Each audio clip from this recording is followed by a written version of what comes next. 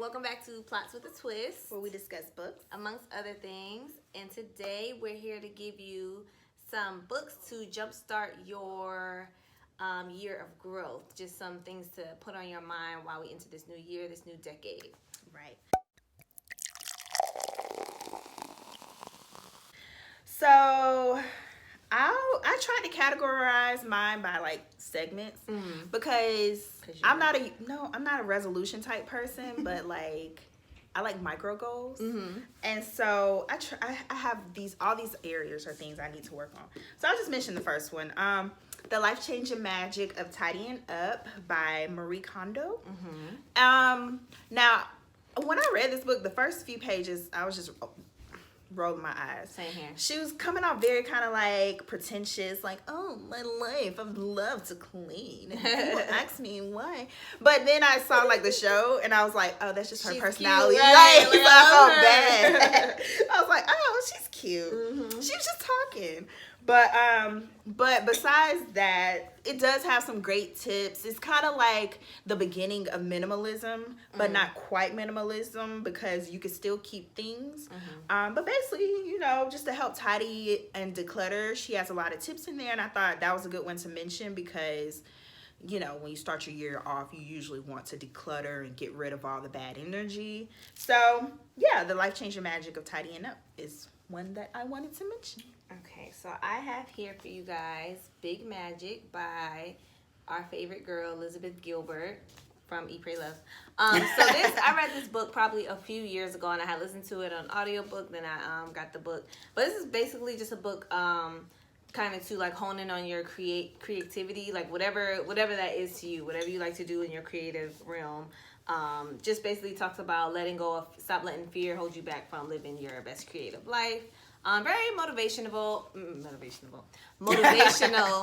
and I feel like it's a good way to start your year because it kind of gets you like pumped up, like ready to like conquer any like creative goals that you might have. Okay, I need to read that one. That's good. So this is like a twofer because I don't have the other one, but Dave Ramsey. So this is like the budgeting finance type goal if you have that. This is the complete guide to money, but also the other one is Total Money Makeover. So Dave Ramsey, I have that in the room actually. Gave it to me. Dave Ramsey has a lot of things that he tells you to incorporate in your day-to-day life that can kind of help you reach financial peace. I took his financial peace course at my local church a couple of years ago, and it's like a 10-week course, and that's where this book is from. But he's kind of extremist when it comes to like budgeting. Saving money, yeah. Right, and it's not anything wrong with that, but for my lifestyle, I just incorporate a couple of the things, and they have been very helpful. So I plan to kind of pick up a few more things this year, and this is a great one. Like, he has some great like ideas when it comes to like budgeting, cutting back. I'm not on the eat beans and rice type thing that he talks about often. Right, but I mean, that seems to be the only thing my kids like. But I do like I use the envelope method, some of the other things that he mentioned. So yeah, it's just a great way to kind of get your budget intact and your finances, which is important for the new year.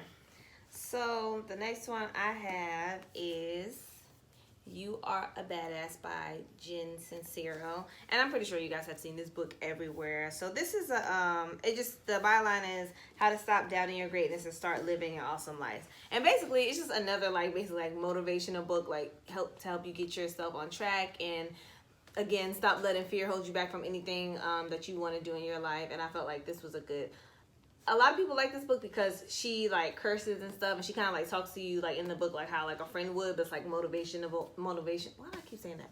Motivational. You made a new word. All right. And it kind of like puts you in that mindset. So yeah, You Are a Badass by Jen Sincero. So one other one I wanted to mention, I actually keep it on my desk at work. Not because like I go through it, not like it's not one of those where it's like, oh, I need a book, let me just turn to a page, not like how they tell you to do the Bible, but it's called The Happiness Project by Gretchen. What's her last name? I'm gonna insert name there. Right.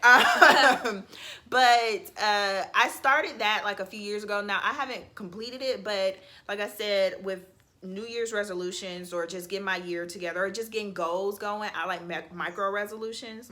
And it's another one where you kind of like, when she's talking, she's like, I'm already pretty happy, but I could be happier. And you're like, well, I'm depressed. So. Right, so help me.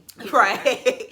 So, but she basically goes into breaking down your overall goals for 12 months and creating micro goals within those goals. So like, say for instance, like budgeting. You take budgeting for January and then you create micro goals in January for that. And you continue those in February, but February you might do love because that's the month of love.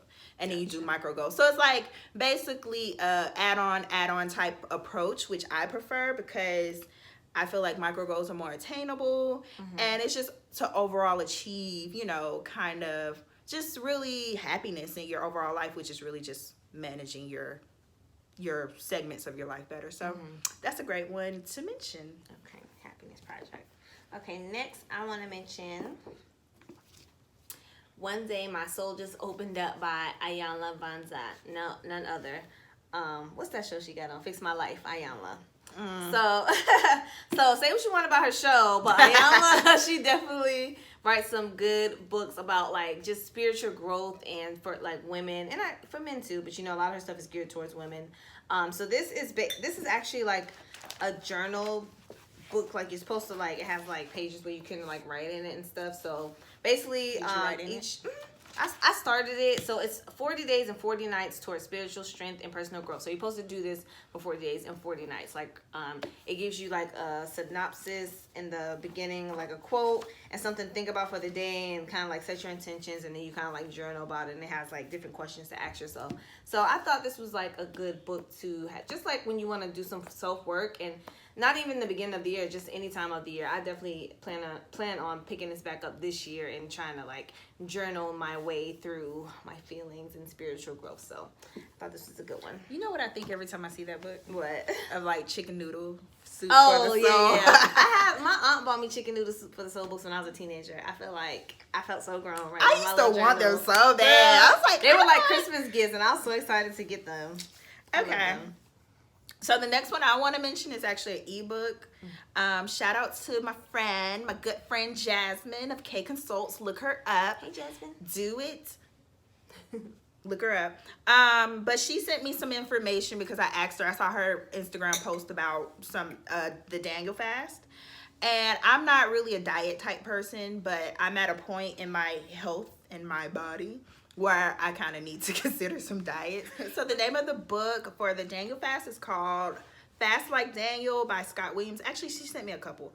And it's just a companion guide to doing the Daniel fast. But this was a good one because it's not only just a diet, it's about, you know, like you said, like spiritual growth. So the Daniel fast, if you don't know, is taken from the book of Daniel in the Bible, where you're kind of incorporating the type of diet that he had and just the resistance to certain temptations. And it's basically a plant-based type diet. You could do it as a fast. You could do it for however long. I think the recommendation is like between 10 to 21 days. So I feel like that's a good one to kind of like, you know, kickstart if you're trying to detox and refresh, but it also has the caveat of being like a spiritual growth journey.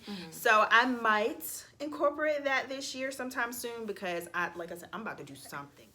So the last book that I had is another one that you guys have probably seen everywhere.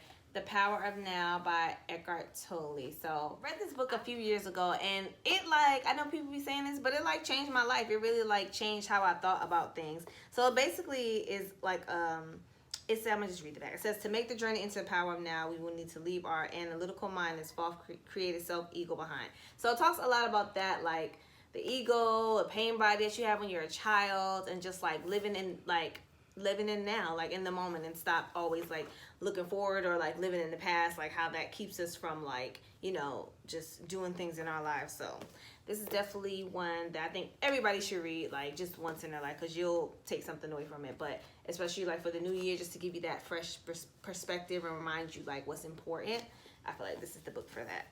All right. All right. So those are all of our books just to help you guys get jump started into whatever your goals or intentions are for this year, just to give you that little push to keep it going. Books are always a good source of that. So right, and I have like 10,000 like self-help books. I have a lot too, but I've read most of mine. Is that why my life is still right? No, because mine's still very much the same. But you know, you take what you can from them and try to do better. That's all. Well, that's it for this video. And if you guys have any suggestions on other books that we should check out, like, comment, subscribe, leave all the information below, and we can kind of check it out and see what else can help us get our lives together. Very much and yeah, until next time. Bye. See you next time. Bye.